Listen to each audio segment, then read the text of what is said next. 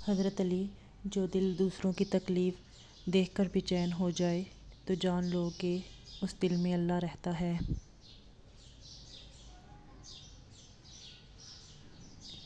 اگر اللہ نے تمہارے دل میں کچھ ڈالا ہے اور تمہیں دعا مانگنے کی توفیق دی ہے تو یقین رکھو نصیب میں بھی وہی ڈالے گا۔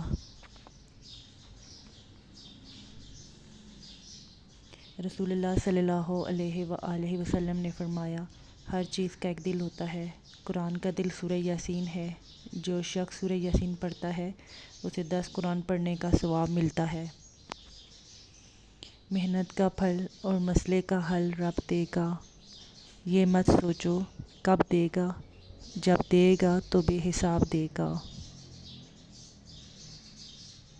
رشتوں کو جوڑے رکھنے کے لیے کبھی اندھا، کبھی بہرا تو کبھی گونگا ہونا پڑتا ہے۔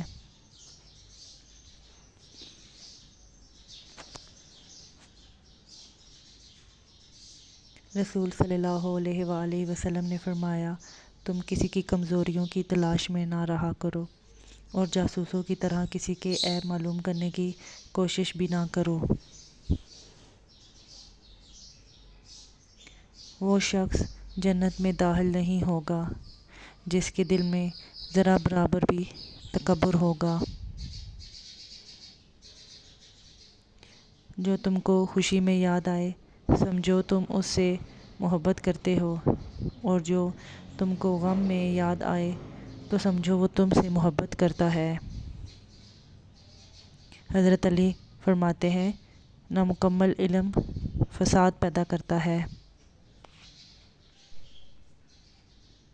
سب رستے بند ہو سکتے ہیں مگر رب کی رحمت کا رستہ جو ہے کبھی بند نہیں ہو سکتا۔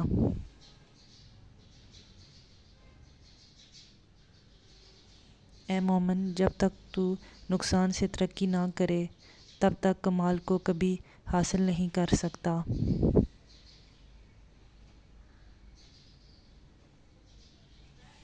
حضرت علی رضی اللہ عنہ نے فرمایا، تم جنت نہ مانگو بلکہ دنیا میں ایسے کام کرو کہ جنت تم کو مانگے۔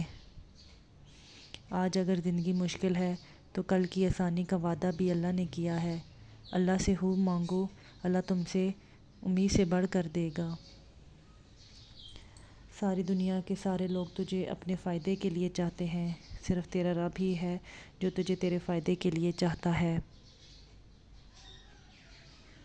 کسی نے پوچھا، انسان برا کب بنتا ہے؟ فرمایا، جب وہ اپنے آپ کو دوسروں سے بہتر سمجھنے لگے۔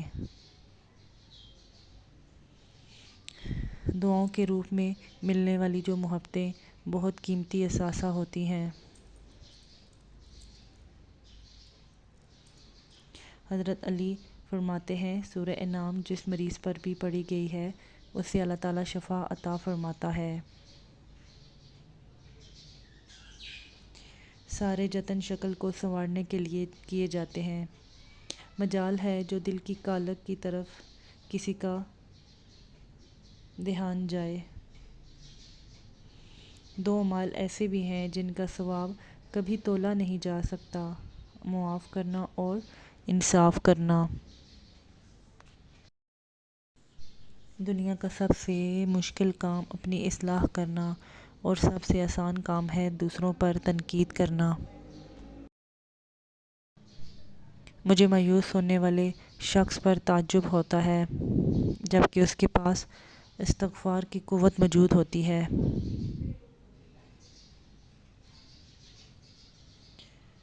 دو اعمال ایسے ہیں جن کا ثواب کبھی تولا نہیں جا سکتا، اور انصاف کرنا اور دوسرا معاف کرنا۔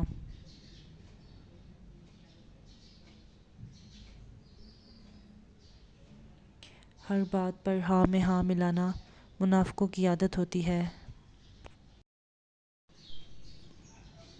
دنیا کا سب سے مشکل کام اپنی اصلاح کرنا ہوتا ہے اور سب سے آسان کام ہے دوسروں پر تنقید کرنا۔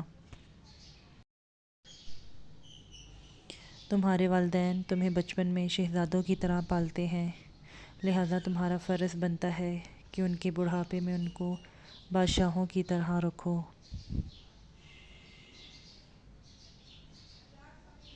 صبر والے کانوں سے سنو، ہمدرد آنکھوں سے دیکھو اور محبت والی زبان سے بولو۔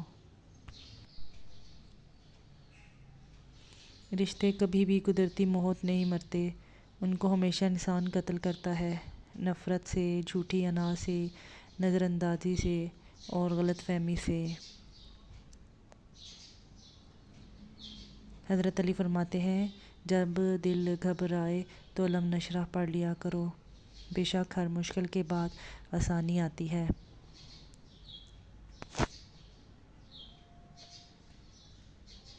ایک آدمی نے کسی بزرگ سے پوچھا، میرا اللہ اس وقت کیوں نہیں سنتا جب میں مانگتا ہوں؟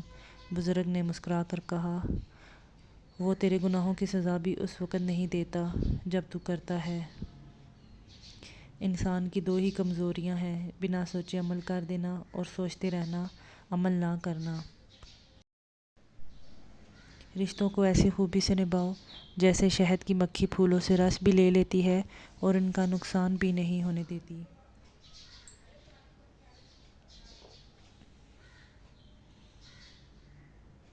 معافی غلطیوں کی ہوتی ہے، تذلیل کی نہیں۔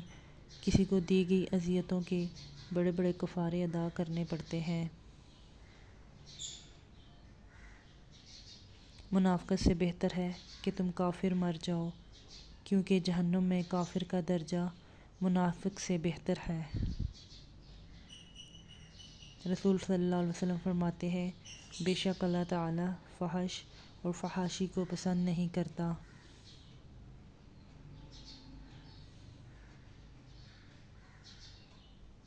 حضرت علی فرماتے ہیں، بہترین انسان اپنے عمل سے پہچانا جاتا ہے، ورنہ اچھی باتیں تو بڑے برے لوگ بھی کرتے ہیں۔ لوگ کہتے ہیں ہوتا وہی ہے جو نصیب میں لکھا ہوتا ہے۔ اللہ پاک قرآن میں کہتے ہیں، تم مجھے پکار کر تو دیکھو، میں نصیب بدلنے پر قادر ہوں۔ ایسی غربت پر صبر کرنا جس میں عزت محفوظ ہو، اس امیری سے بہتر ہے جس میں ذلت و رسوائی ہوتی ہے۔